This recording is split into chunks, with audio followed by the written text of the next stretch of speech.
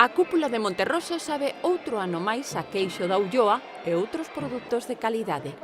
A feira deste ano acudiron 6 dos 21 produtores da denominación de orixe Arzúa Ulloa.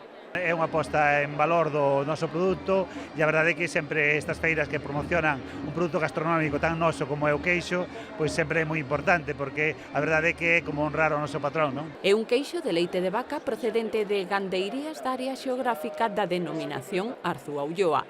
É unha zona queixeira e que ten a tradición de facer queixo desde hai moitos anos.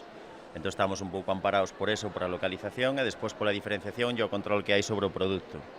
Esta queixería da Golada chega por primeira vez e con unha medalla á feira. É unha queixería artesanal e facémolo con moito cariño e con moito amor. O seu peso autorizado oscila entre os 500 gramos e os 3,5 kilos.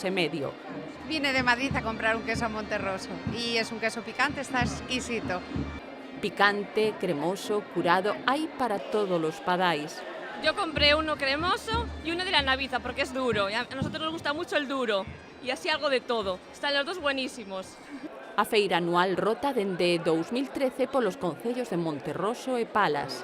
É unha mágoa que antes non participara tamén, eu creo que era máis enriquecedora e, supón un ano sí e outro non, que cada un dos concellos podamos ter un espazo para mostrar o queixo e os produtos que temos non só en Monterroso, sino de toda a comarca da Ulloa.